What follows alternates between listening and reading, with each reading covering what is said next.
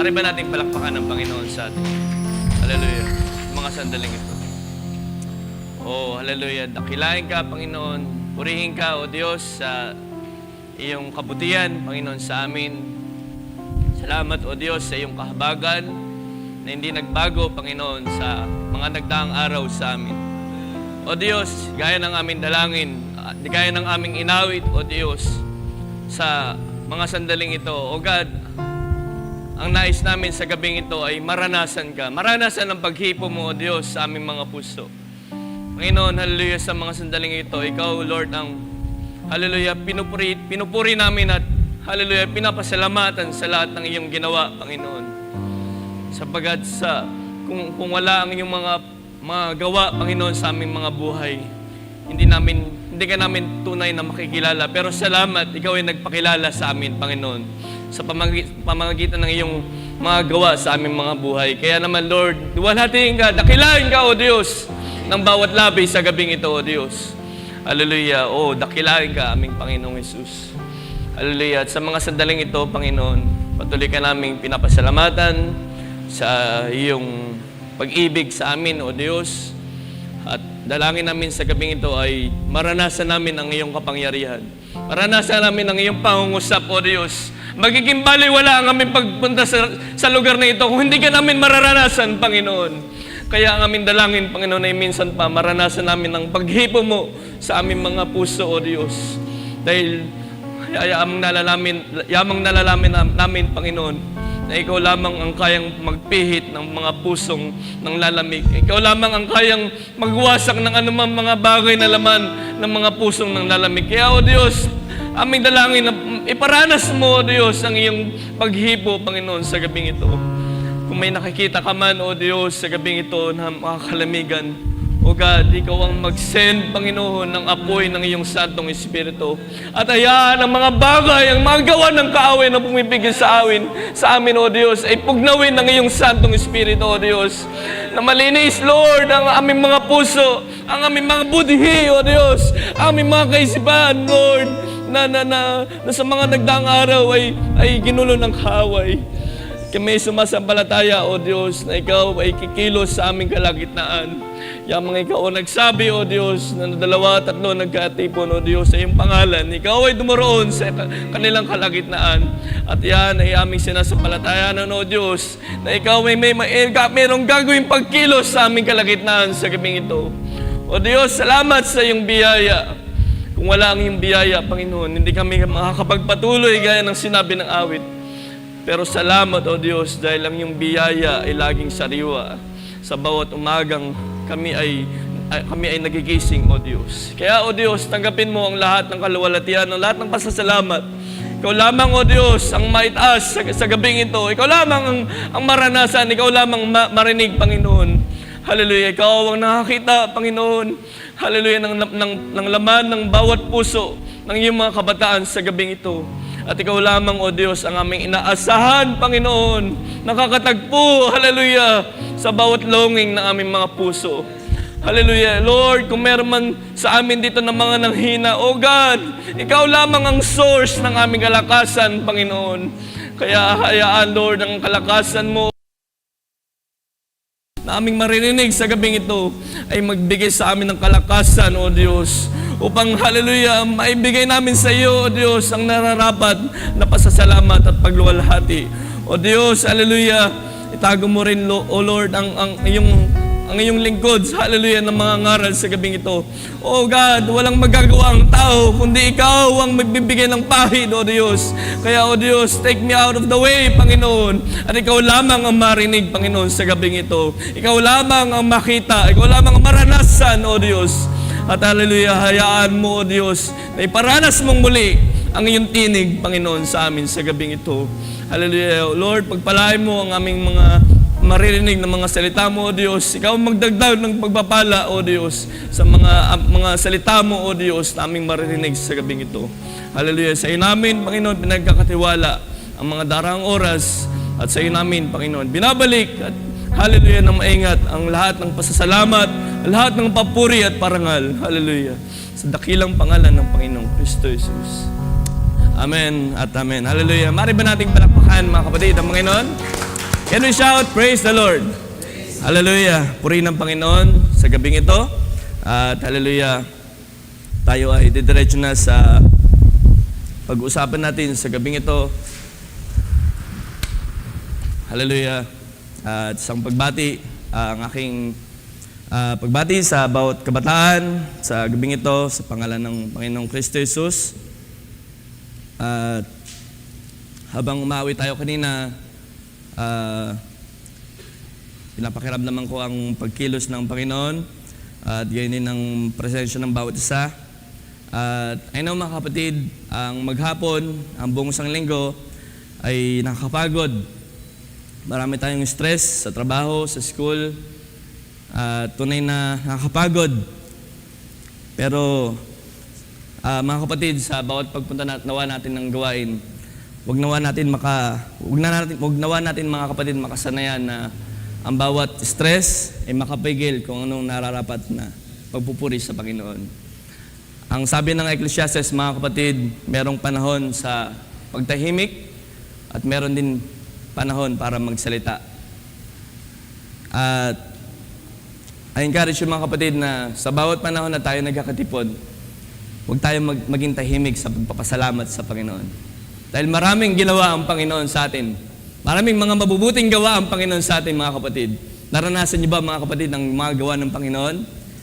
Then, huwag natin hayaan, mga kapatid, na tayo ay tigilan ng kahaway. Sapagkat, hallelujah, ang sabi ng Panginoon, siya ay nagtagumpay na. Hallelujah. At kung ang Panginoon ay nagtagumpay, isigaw natin ang pagpupuri, hallelujah, ang sigaw ng pagtatagumpay na para sa Panginoon. Hallelujah. Palakpakan namin muna natin ang Panginoon sa mga sandaling ito. Hallelujah. At nawa ang mga encouragement na yan ay huwag natin makalimutan sa bawat panahon na tayo ay nagkakatipon. Hallelujah. Sa aklat ng Proverbs chapter 12, verse 15, mga simpleng bagay lamang yung mga aking ibabahagi sa gabing ito. Tulungan tayo ng Panginoon.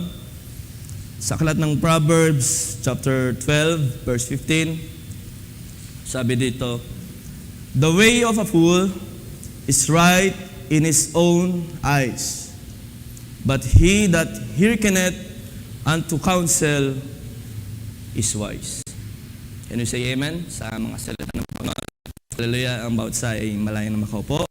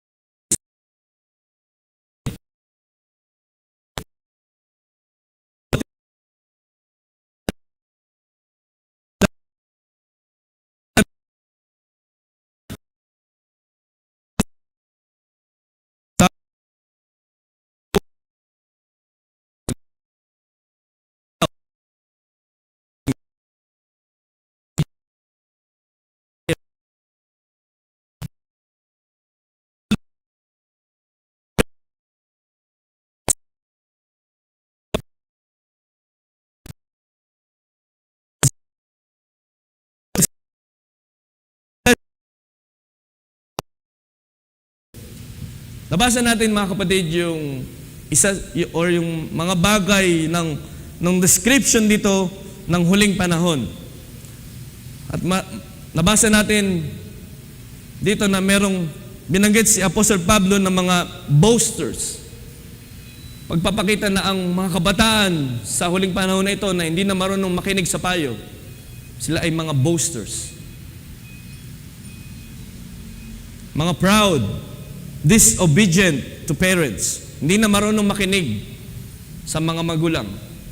Hindi na marunong makinig sa mga payo ng mga magulang. Yan ang presenting panahon natin kinabubuhayan. Pero sino ang nagpapasalamat na meron tayong Panginoon na nagtuturo sa atin? Kung ano ang dapat nating ugaliin bilang mga anak ng ating mga magulang.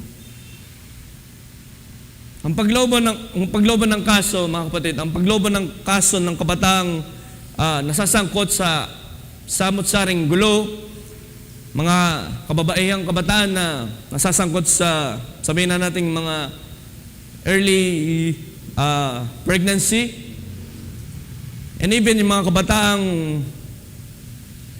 napapariwara ang buhay, alam niyo ba, ay merong malaking kaugnayan sa hindi pakikinig ng payo. This is a warning, mga kapatid. Ang mga kabataan na nauwi sa pagkapariwara ng buhay ay merong kaugnayan sa hindi pakikinig sa payo, sa pagsuway. Sa payo ng magulang, sa payo ng manggagawa, yun ang resulta ng hindi pakikinig sa counsel. Lalo na kung ang counsel ay mula sa Panginoon. Hindi naman natin sila hinuhusgahan, pero yun yung reality, mga kapatid. Yun yung realidad ng isang tao na sarado ang pakikinig sa payo. Ang payo ay mahalaga. Ang payo ay mahalaga, mga kapatid. Ang privilege na makarinig ka ng counsel mula sa Panginoon, na pinapadaan niya doon sa lingkod ng Diyos, ito ay biyaya ng Panginoon sa atin. Ito ay biyaya ng Panginoon sa atin. Naniniwala ba kayo dyan, mga kapatid? Na sa bawat pagkakataon na merong privilege na binibigay ang Panginoon sa atin para mangusap sa atin, na mag-instruct sa atin, na magbigay sa atin ng mga counsel, ito ay kanyang biyaya. Amen? Amen ba, mga kapatid, mga kabataan? Yun ay privilege ng Panginoon sa atin sa napakasamang panahon na ito.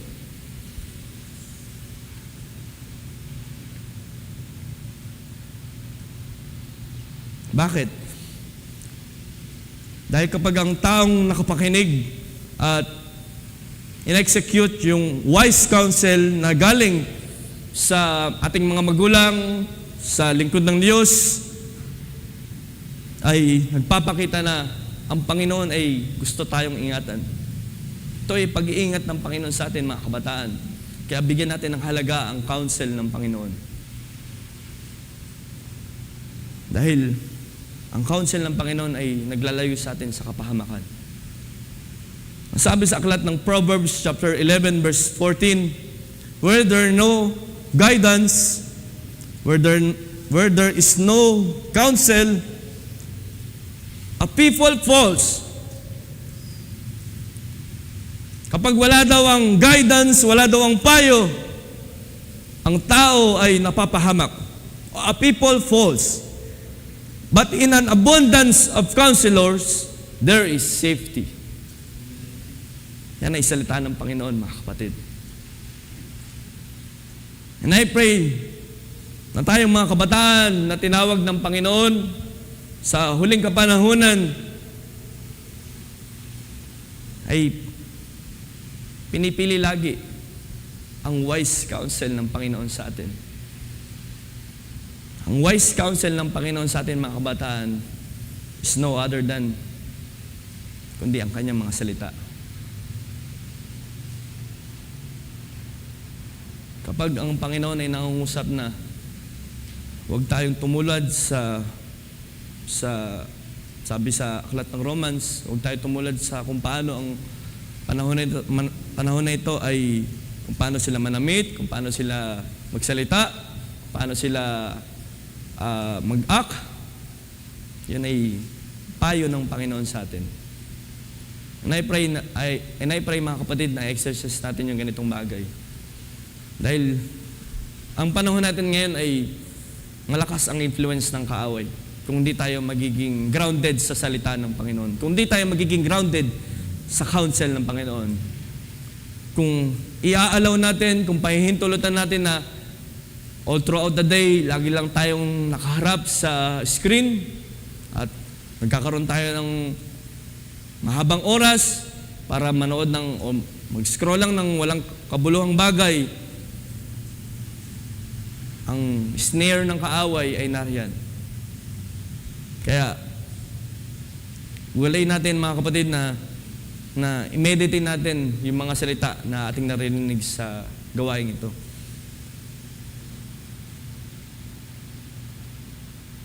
I pray mga kapatid na lagi nating piliin ang counsel ng Panginoon. Ganun din ba ang inyong prayer? Na, Panginoon, mangyari ang kalooban mo. Mangyari ang inyong mga salita sa aking buhay. Na sa bawat aking gagawin, sa bawat aking pipiliin, Panginoon, mangyari kung ano ang sinabi ng iyong salita. Dahil ang Bible, mga kapatid, ang nagsabi sa atin na huwag tayong maglin masyado sa ating sariling understanding. Huwag tayong maglin lagi sa ating skills, sa ating knowledge. Ba sinabi yan sa aklat din ng Proverbs, napakaraming bagay na mabubuting bagay mula sa Panginoon na kung mabasahin niyo book of Proverbs. Maraming mga practical teachings doon na binigay ng Panginoon sa bibig ni Haring Solomon.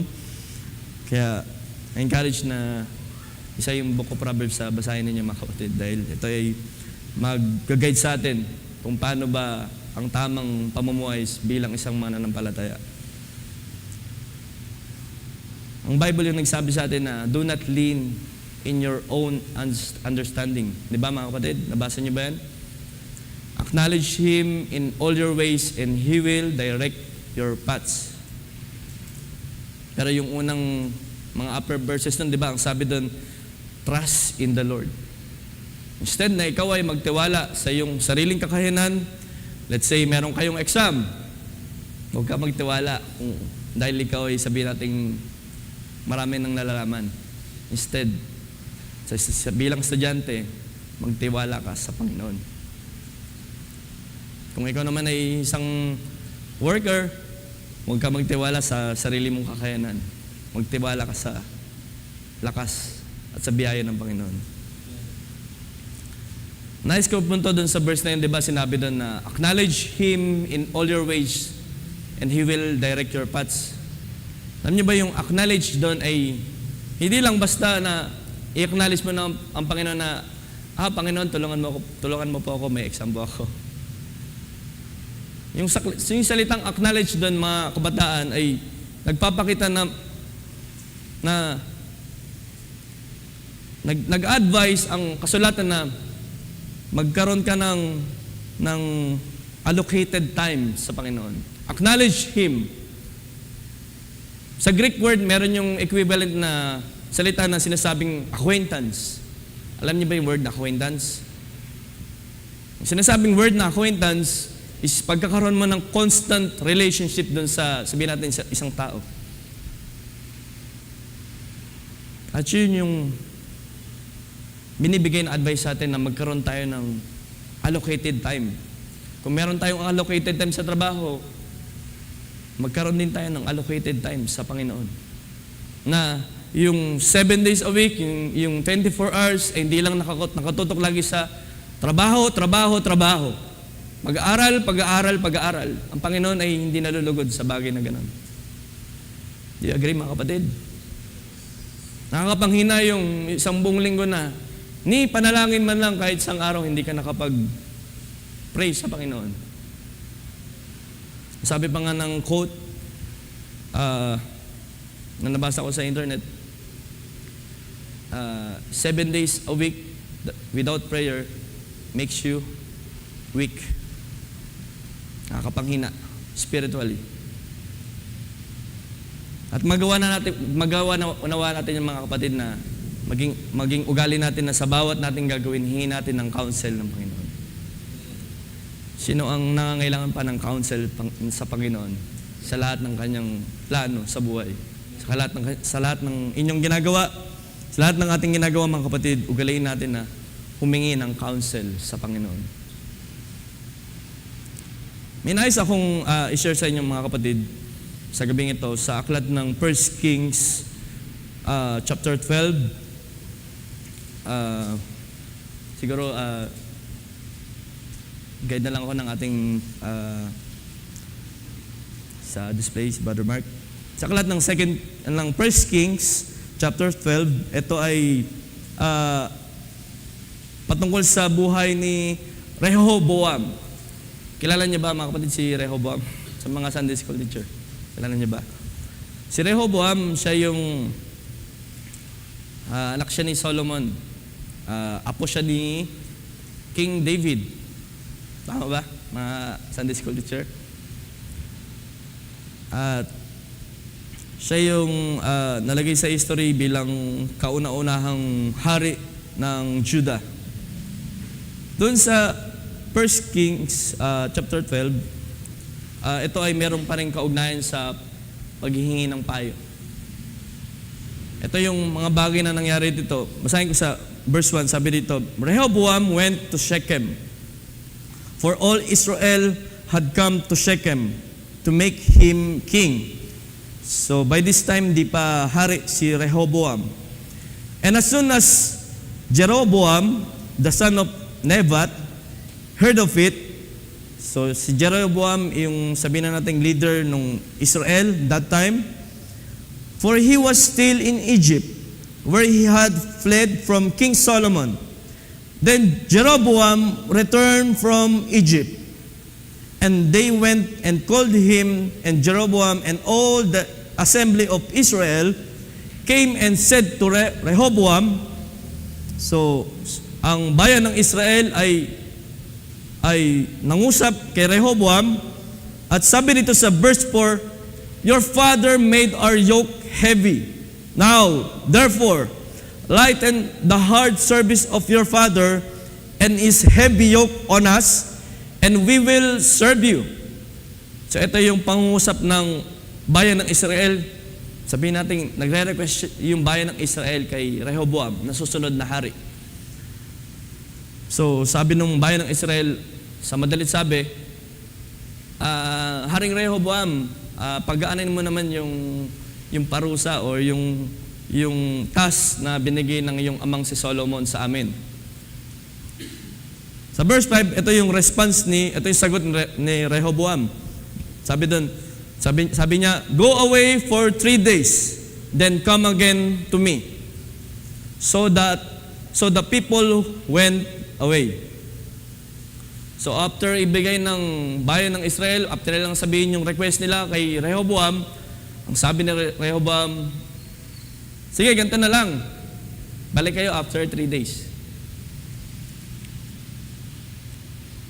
Pansin niyo ba yung matalinong sagot ni Rehoboam? Mga kabataan? Pansin niyo ba? Nagbibigay ang bayan ng Israel ng request kay Rehoboam, pero ang sagot ni Rehoboam, sige, balik kayo after 3 days. Napaka-magandang bagay, napaka-inam na bagay yung response ni Rehoboam. Na doon sa pagre-request ng Israel, hindi siya agad-agad sumagot. Instead, ang sinagot niya, sige, parang sabihin natin, sige, pag-isipan ko muna, balik kayo after 3 days. E nawa mga kapatid, ganyan nawa yung ating gawin.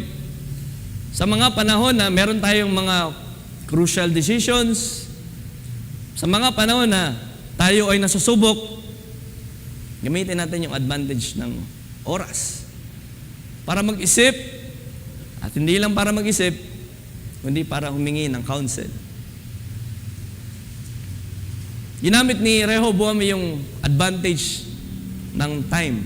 Sabi niya dun sa bayan ng Israel, sige, balik kayo 3 days bago ako sumagot. At nangyari, dito sa verse 6, sabi niya dito, then King Rehoboam took counsel with the old men who stood before Solomon, his father. So, nangyari, nung naghiwalay si Rehoboam at yung bayan ng Israel, pumunta si Rehoboam doon sa mga old men, sabi rito, who had stood before Solomon, his father, and while he was yet alive, saying, how do you advise me to answer these people? Pumunta si Rehoboam doon sa mga sabihin natin counselor na sa panahon pa ng kanyang amang si Solomon ay kasama niya na. So alam natin na si Solomon, binigyan siya ng description ng banal na kasulatan bilang ang tao na merong great wisdom. Tama ba mga kapatid? And to think, ang tao na binigyan ng identification ng Bible na merong great wisdom and meron pang counselor. Nagpapakita sa pusong mababa na meron si Solomon. Na kahit pa siya yung sabihin nating matalino sa kanilang bayan, sabihin na natin, ay meron pa rin siyang counselor na hinihingian ng payo. Ang sagot, dahil nga humingi ng payo to si Rehoboam dun sa mga old men, ang tanong niya dun sa mga old men, sa mga counselors, if you will be, sa verse 7, if you will be a servant to these people, if you will be a servant to these people today and serve them and speak good words to them, when you answer them, then they will be your servants. Sa madalit sabi, ang payo sa kanya, kung pipiliin mong maging mabuti at magsasalita ka ng mga mabubuting bagay sa bayan ng Israel, sila ay magiging mga servants mo forever. Pakainin mo na payo. Nagpapakita ng biyaya ang payo mula sa mga counselor. Pero ito yung saddest part. Nagbigay ang mga counselor ng wise counsel. Pero sa verse 8, ito yung ginawa ni Rehoboam. But he abandoned the counsel that the old men gave him and took counsel with the young men who had grown up with him and stood before him.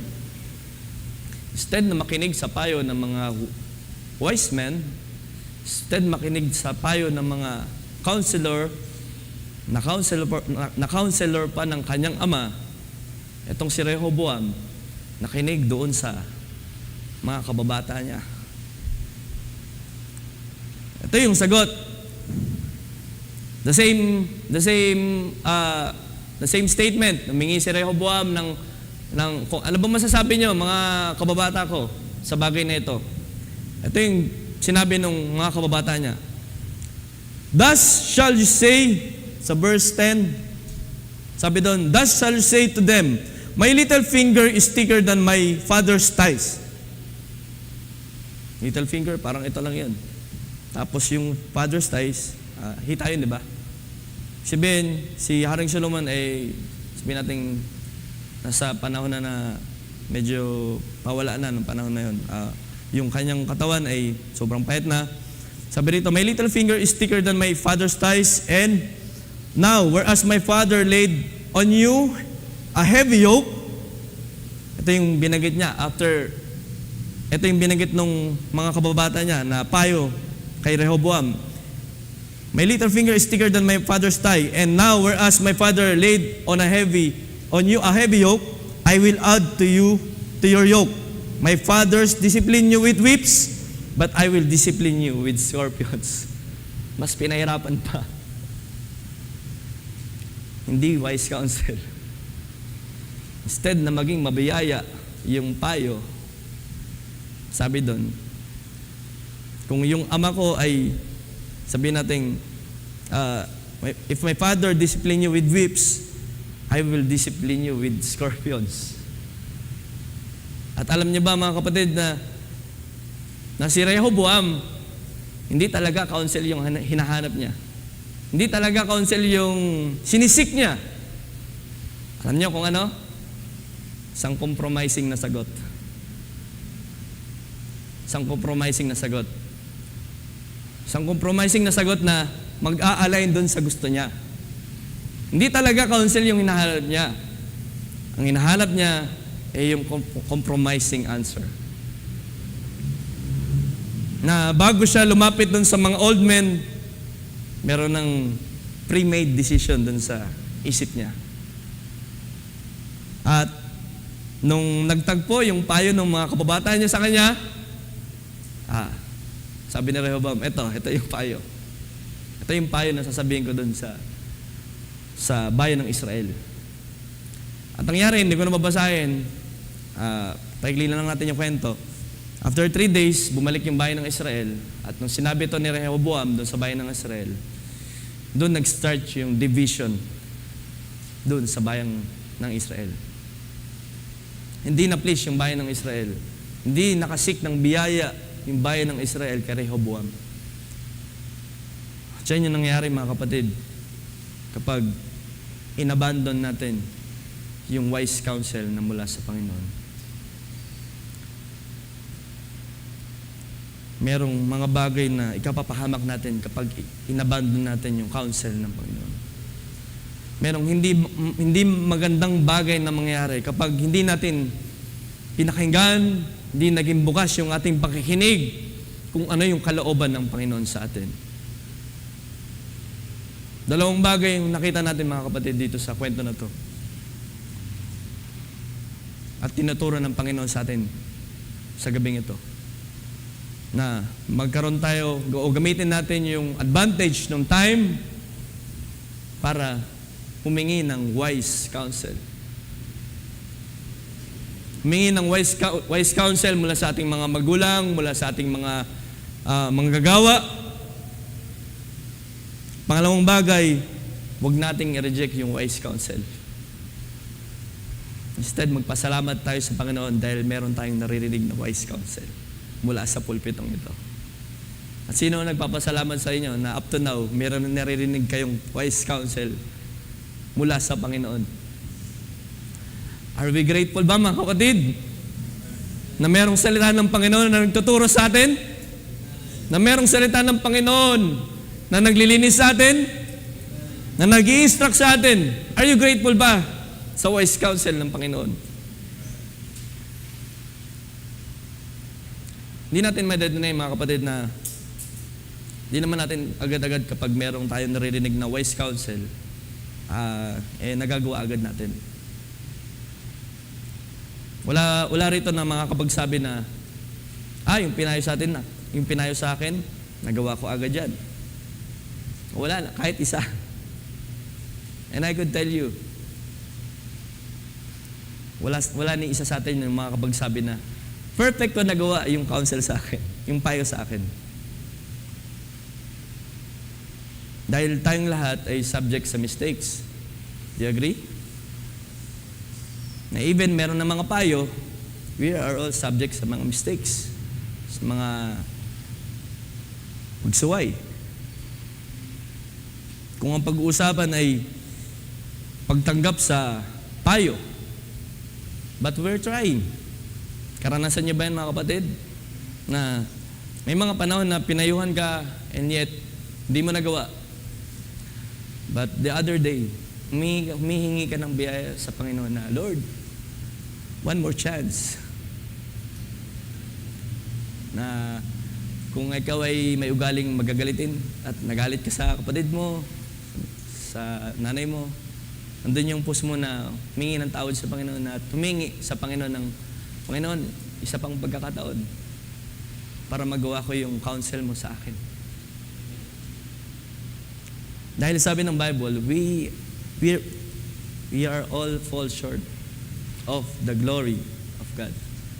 Magpapakita na walang perpekto sa atin. Tanging ang Panginoon lamang ang perpekto. At gayon pa man, huwag natin sayangin ang pagkakataon na laging binibigay ng Panginoon sa atin, mga kapatid. Handa nyo bang pahalagahan ang pagkakataon na binibigay ng Panginoon? Mga kabataan?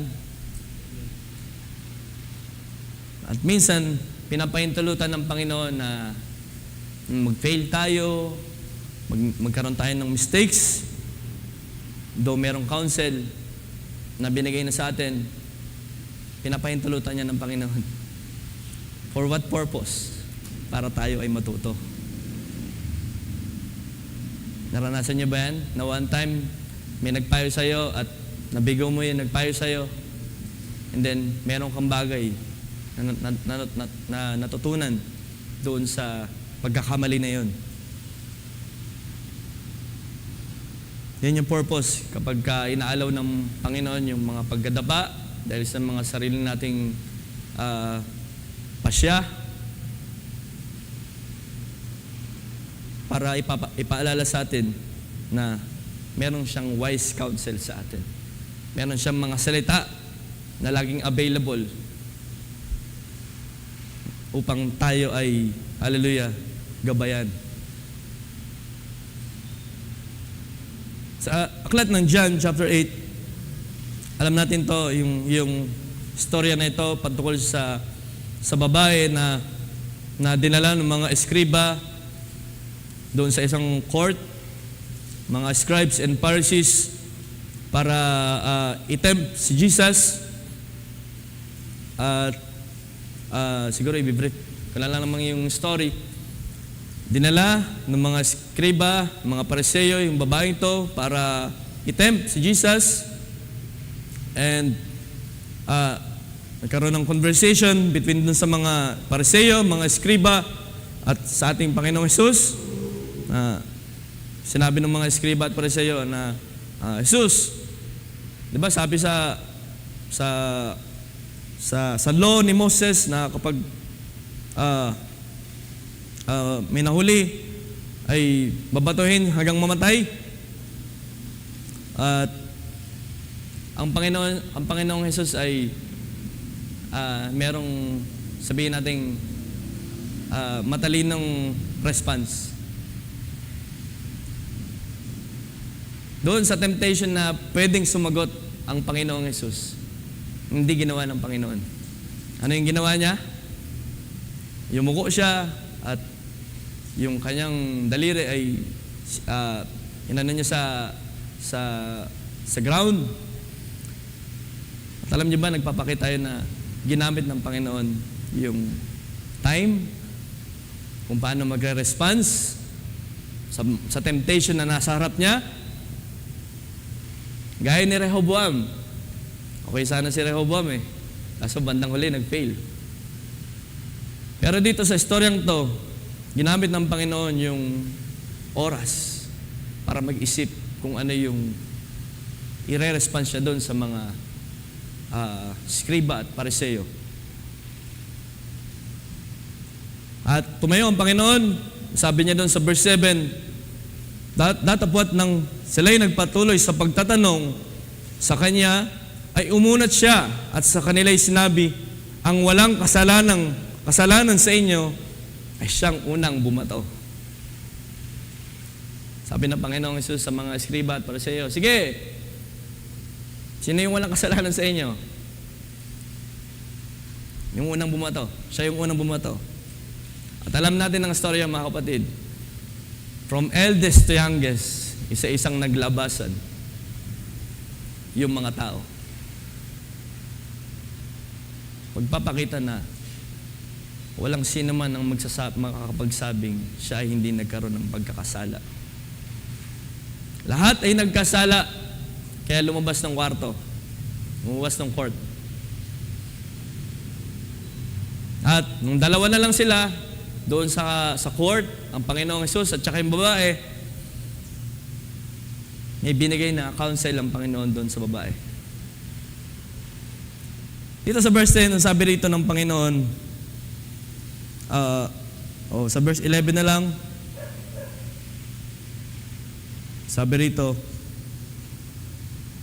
O sa verse 10 sabi doon, when Jesus had lifted up himself and saw none but the woman, so napansin ng Panginoong Hesus na sila na lang dalawa doon at yung babae na lang inaiwan. Ito yung sinabi niya doon sa babae, woman, where are those thine accusers that hath no man condemned thee? Babae, saan sila nangaroon? Wala bagang taong humatol sa iyo? Sagot ng babae, wala, Panginoon. At ito yung sinabi ng Panginoon. At sinabi niya, sabi ng Panginoong Hesus, wala sino man, Panginoon, sabi ng babae. At sinabi ni Jesus, ako man ay hindi rin hahatol sa iyo. Pagpakita ang Panginoon ay mabiyaya sa ating mga pagkakamali, mga kapatid. Minsan parang ganito tayo, yung babae.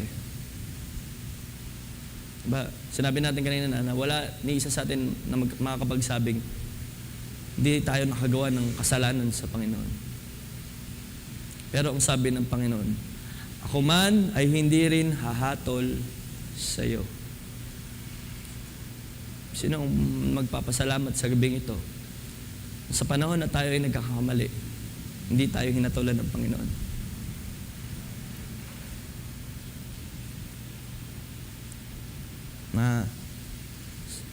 Sa panahon na tayo nagkasala, ang Panginoon ay naging mabiyaya sa atin. Hindi niya tayo hinusga na agad sige, Brother Mark, nagawa mo yung gantong bagay, patay ka. Hindi ganun ang Panginoon. He is a merciful God, mga kapatid. At ito yung counsel ng Panginoon doon sa babae. Humayo ka ng iyong lakad. Mula ngayon, huwag ka nang magkasala. Sabi ko nga, minsan tayong naroon sa kalagayan ng babae. Diba ang kasalanan niya, adultery? Tama ba? At minsan, nagkakaroon din tayo ng mga tinatawag na spiritual adultery. Sa paanong paraan? Kapag mas sinusunod natin yung kalooban natin, instead yung kalooban ng Panginoon. Na nagiging Diyos ng ating buhay, yung ating mga sarili, instead ng Panginoon. Nagkakaroon tayo ng double-minded. Nagkakaroon tayo ng double loyalty. Pero ang Panginoon ay mabiyaya sa atin. Na kahit sa mga panahon na hindi siya ang pinipili natin, pakasakit na hindi ka piliin, siya ay nananatiling mabiyaya sa atin, mga kapatid. We all knew that God is a merciful God. Amen ba, mga kapatid? God is a merciful God. Mahabagin ng ating Panginoon sa pusong nagsisisi. Hindi siya mahabagin sa pusong nagmamalaki. Ang Panginoon ay malapit doon sa merong mga bagbag at nagsisising puso.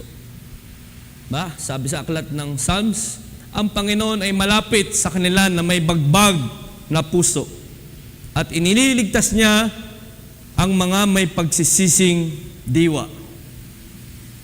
Sino ang merong pagsisising diwa sa gabing ito? Wala. Sino ang merong bagbag na puso sa gabing ito? Sino ang nagsasabing, Panginoon, pinagsisisihan ko yung nagawa ko. Yung kasalanan ko, Panginoon, pinagsisisihan ko. Patawarin mo ako, Panginoon. Sino yung may ganyang confession sa gabing ito? Dahil walang makakapagsabi sa atin, mga kapatid, na hindi tayo nagkasala. Everyday na tayo ay gumigising sa umaga at hindi nagpe-pray. Yan ay nakakalungkod para sa side ng Panginoon. Pero ang Panginoon ay nananatiling mahabagin, mga kapatid. Na every time na sinusunod natin yung ating mga laman, ang Panginoon ay nagsasabing, ako man ay hindi rin hahatol sa iyo. Hindi kita hatulan dahil meron pang pagkakataon. Binibigyan kita ng pagkakataon. Humayo ka ng iyong lakad, gaya ng sinabi niya sa babae, mula ngayon, huwag ka nang magkasala. Yan ang counsel ng Panginoon sa atin. At sa ating mga kabataan na prone sa influence, prone sa mga sa influence ng sanlibutan ito, matutunawa tayong laging humingi ng counsel sa Panginoon. At sino dito ang magsasabing, kailangan ko pa ng counsel ng Panginoon? Kailangan ko pa ng pagtuturo mula sa Panginoon. At alam natin yan na ang Panginoon ay laging nagbibigay ng pagkakataon sa atin. Whenever we commit mga kasalanan, mga pagkukulang, ang Panginoon ay mabiyaya lagi sa atin. At lagi natin itong naririnig, di ba? Na kung i-confess lamang natin yung ating mga pagkakasala, sabi ng Bible, He is faithful and just who will forgive our sins. Tama ba mga kapatid? Ang Panginoon ay tapat at matuwid na patatawarin tayo sa ating mga mistakes, sa ating mga pagkukulang. Yan ang ating Panginoon at ating pinaglilingkuran. Siya ay mabiyaya, mahabaging Diyos. Sabi doon, hindi lang natatapos doon sa pagpapatawad ng ating mga kasalanan. Sabi doon, lilinisin niya tayo doon sa lahat ng uri ng unrighteousness. At sino ang nagpapasalamat sa bagay na yan? Na ang Panginoon ay binibigyan tayo lagi ng pagkakataon. Sige, kung ikaw ay nagkasala, nakagawa ng pagkakamali, just confess your sins. And I am the God na magpapatawad sa iyo at maglilinis sa iyong mga pagkakasala. Babalik tayo dun sa ating binasa, dun sa Proverbs. The way of a fool is right in his own eyes, but a wise man listens to advice.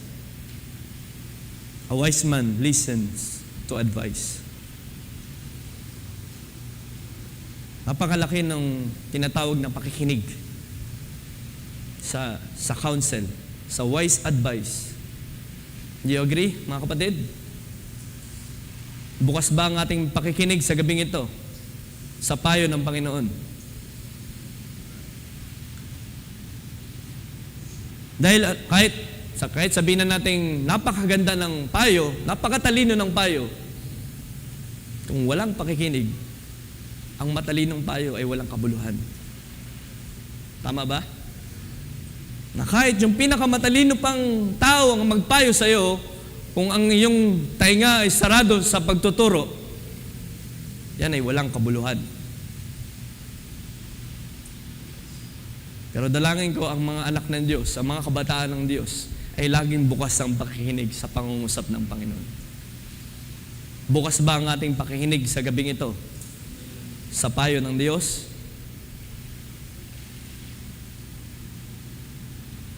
At higit sa lahat, mga kapatid, kung tayo ay nakapakinig ng wise counsel, kung bukas ang ating mga pakinig, alam nyo ba, yung wise counsel, magiging effective yan kapag hindi mo lang narinig.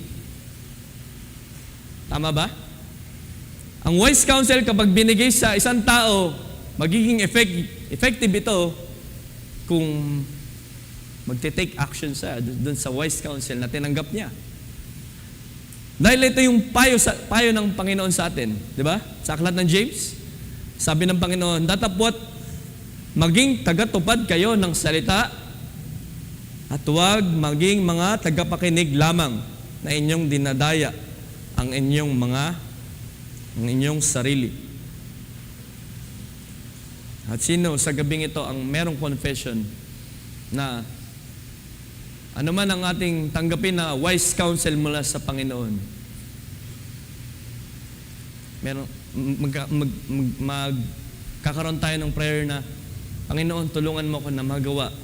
Sa tulong mo at biyaya mo, Panginoon, na anuman ang payo na narinig ko mula sa pangangaral ay tulungan mo ko, Panginoon. Sino ang nangangailangan ng tulong mula sa Panginoon? Masabi sa inawit natin kanina, He's helping me faithfully to overcome trials. Hindi saganang ating sarili, mga kabataan, upang tayo magtagumpay sa paglakad sa pananampalataya, pero saganang Panginoon na tapat at mabiyaya sa atin. At magawa nawa natin na yung mga bagay na pagtuturo ng Panginoon sa atin, mga counsel ng Panginoon sa atin ay tulungan tayo ng Panginoon. Humingi tayo sa Panginoon ng biyaya, ng kalakasan para magawa yung kanyang kalooban. Sa aklat ng Luke, dito ako magtatapos, mga kapatid. Sa aklat ng Luke chapter 17, alam natin itong kwento na ito, na merong 10 ketongin. Hindi ko na siguro bubuksan, pero I know ay familiar na kayo sa istoryang ito. Diba? Merong 10 ketongin na nakita ang Panginoong Hesus at lumapit sa Kanya, sa ating Panginoong Hesus, at ang sabi ng 10 ketongin na ito, Panginoon, kahabagan mo kami. At sumagot naman ang ating Panginoong Hesus. Sabi niya doon sa 10, sige, lumakad kayo at iharap niyo ang inyong mga sarili doon sa mga saserdote, sa mga priest. Narinig nila yung counsel ng Panginoon. Nabasa niyo ba yun? Narinig nila yung instruction ng Panginoon. At hindi pa man sila nakakapunta doon sa mga priest. Alam natin ang storya. Na-restore yung buong katawan nila. Na-restore, nawala yung mga ketong, sabihin na natin. At yun yung punto na binabanggit ko kanina mga kapatid, na ang payo, kapag hinakbangan mo ito, doon lamang siya magiging effective. Ang wise counsel mula sa Panginoon, kapag nag-take action ka doon sa narinig mo, doon mo lubusang mararanasan ng biyaya ng Panginoon.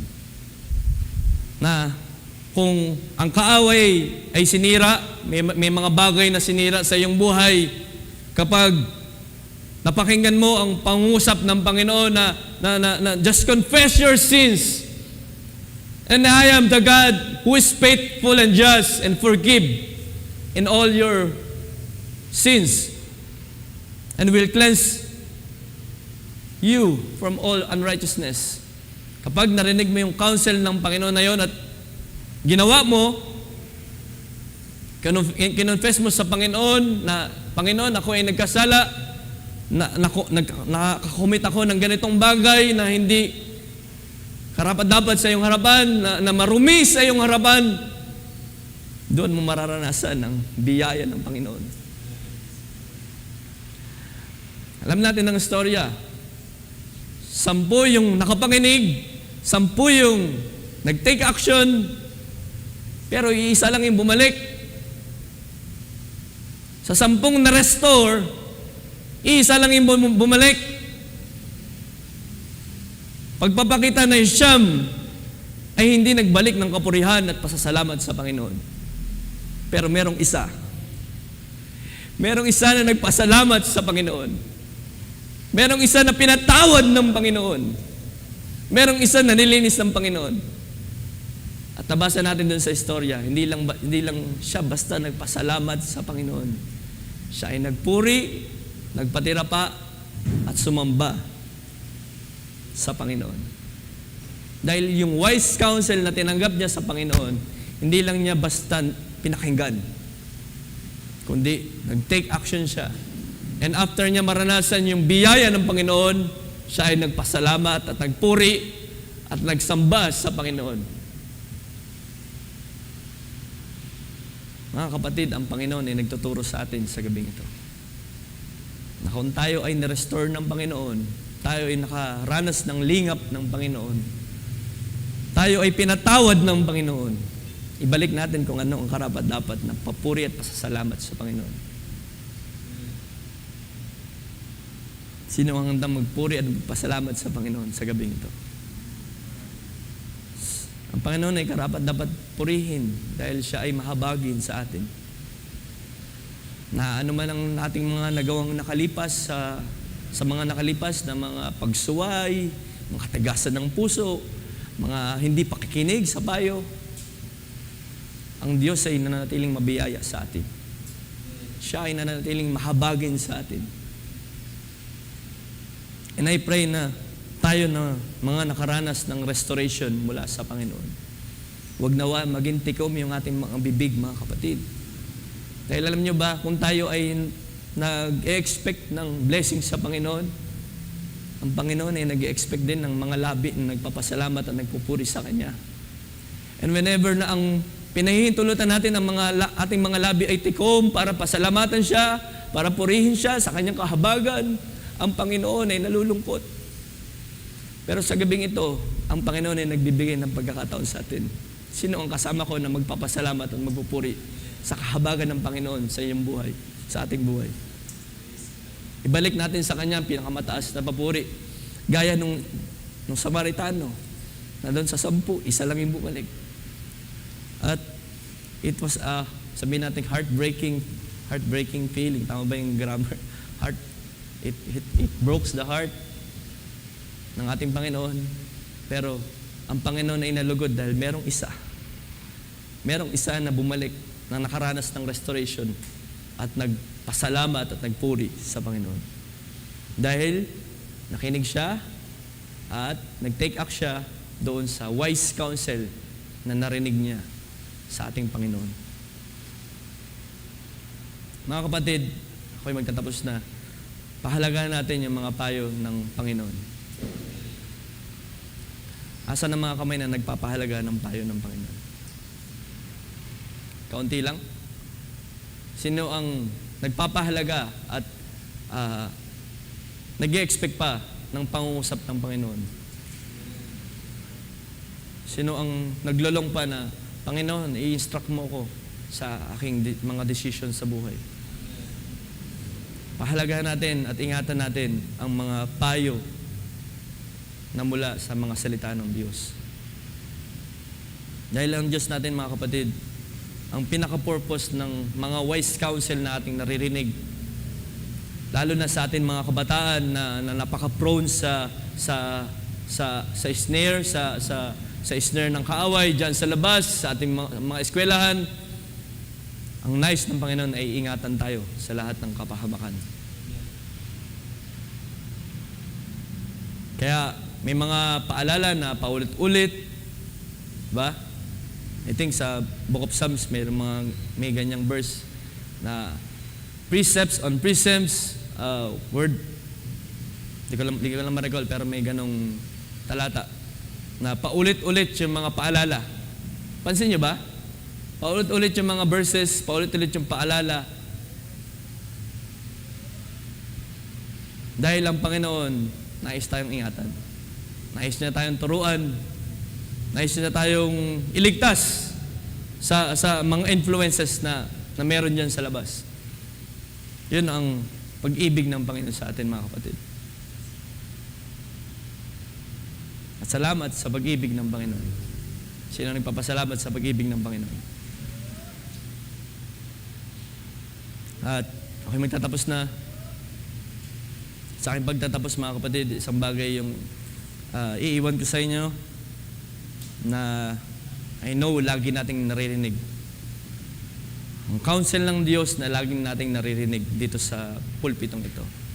Sabi dun sa Hebrews, today, if you hear His voice, harden not your heart. Ngayon, kabataan, kung narinig mo ang pangungusap ng Panginoon, kung narinig mo ang payo, ang counsel ng Panginoon, huwag mong pagmatigasin ang iyong puso. Dahil ating narinig kanina, ating nabasa, ang Panginoon ay malapit doon sa may mga bagbag na puso at merong diwang nagsisisi. Sino ang kasama ko na merong bagbag na puso sa harapan ng Panginoon? Sino ang kasama ko sa gabing ito na merong diwang nagsisisi sa harapan ng Panginoon? Pahalaga natin mga kapatid ang counsel ng Panginoon. Dahil ang Panginoon ay ina-express niya yung kanyang pag-ibig sa atin doon sa mga counsel na naririnig natin sa bawat gawain. Hallelujah. Palakpakan natin ang Panginoon sa gabing ito. Hallelujah. Sa Panginoon mauwi ang lahat ng kapurihan. And I hope na sa ating mga narinig sa gabing ito ay nakatanggap tayo ng mga encouragement. At even kami na mga tumatayo sa inyong harapan, mga kabataan, ay may mga kahinaan din naman. At naglulong din ng counsel ng Panginoon. One time nga na-share ng isang brother na hindi ko na lang pangalanan pa, dumating yung panahon sa kanyang buhay na naroon yung kalungkutan sa kanya dahil na naroon yung calling, and yet nakagawa siya ng kasalanan, pagkakamali sa harapan ng Panginoon. At kapatid na ito ay umiiyak na lang sa Panginoon dahil ganun na lang yung pagsisisi. Pero ang Panginoon ay mabiyaya at mapagpatawad sa atin mga kapatid. Kaya gaya ng ating narinig, huling narinig natin, sabi ng Panginoon, kung narinig natin ang kanyang pangungusap, kung narinig natin yung kanyang tinig, huwag nating pagmatigasin yung ating mga puso. Kung may mga pagtutuwid at pagdidisiplina sa atin, it is better to hear the counsel of God. Hallelujah. Minsan ba ating palakpakan ng Panginoon? Hallelujah. At ang bawat ay in-invite ko na tumayo. Hallelujah. At sa mga sandaling ito, magpasalamat tayo sa Panginoon mga kabataan. Pagpasalamat natin, hallelujah, sa gabing ito dahil meron tayong Diyos na mahabagin sa ating mga buhay. Na anuman ang mga mistakes, mga pagkakamali, ang Panginoon ay laging bukas upang magbigay ng pagkakataon muli. Upang gawin natin kung ano man ang mga bagay na narinig natin tungkol sa kanyang mga salita. Hallelujah. Bawat sa iniinaan niya kung tayo yumuko at manalangin sa ating pagtatapos. Bago tayo umawit ng isang awit na pagsamba. Aming dakilang Diyos, aming mahabaging Diyos. Panginoon, pinupuri ka namin at pinapasalamatan. Salamat sa iyong tinig, O Diyos. Salamat sa iyong mga salita, Panginoon, na nagtuturo sa amin, Panginoon. Salamat sa iyong pagpapatawad sa lahat ng aming mga pagkakamali. Tigit sa lahat, Lord, salamat sa iyong mga salita, O Diyos, na nagtuturo lagi sa amin. Panginoon, wala sa aming mga kapagsabi na hindi kami nagkasala, na walang sino man sa amin ang hindi nagkamali. Pagkat hayag sa iyo ang lahat ng nangyari sa mundo. Ikaw ang nakakita ng lahat ng aming mga ginagawa. Ikaw ang nakakita ng lahat ng aming mga pagkadapa. Kaya wala kaming kayang itago sa iyo, O Diyos. Lord, hallelujah, humingi kami ng tawad, Panginoon, kung hindi namin nasagawa ang mga bagay na amin narinig mula sa iyong mga salita. Patawarin mo kami, O Diyos, kung kami ay dumepende sa aming mga sarili, instead na kami ay dumepende sa iyo, O Diyos. At sa aming, hallelujah, presenting panahon na kinabubuhayan, O Diyos. O God, ang dalangin namin, Lord, ay turuan mo pa kami, Panginoon. Hallelujah. Hayaan mo, O Diyos, na sa bawat gawain, O Diyos, iparinig mo sa amin, Panginoon, ang nais mo, O Diyos. Ang iyong kalooban sa aming mga buhay, O Diyos. At ano man ang mga bagay na pumipigil sa amin, O Diyos. Ang iyong kamay ang aming inaasahan, O Diyos. Hallelujah. Na maglilinis lang ng aming mga karumihan, ng mga bagay na aming pinanghahawakan pa, O Diyos, upang mapigilan ang iyong kalooban. Lord, hallelujah. Hindi namin kayang ituwid ang aming sarili. Tanging ikaw lamang, O Diyos, ang makakapagtuwid sa amin. Kaya, O Diyos, hallelujah, kami ay nauuhaw pa, Panginoon, upang marinig ang iyong mga counsel sa amin, O Diyos. Hallelujah. Patawarin mo kami sa lahat ng aming mga pagkukulang, Panginoon, sa aming mga kaisipan na hindi naging mainam sa iyong harapan. Hallelujah, patawarin mo kami.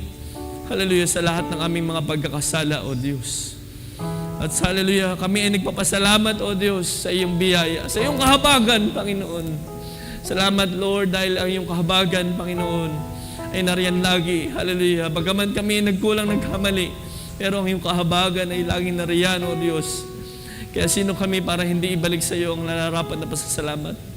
Kaya tanggapin mo, O Diyos, ang pasasalamat. Hallelujah. Ang lahat ng kapurihan ay sa iyo lamang, O Diyos. Salamat sa iyong kahabagan na yan, O Diyos.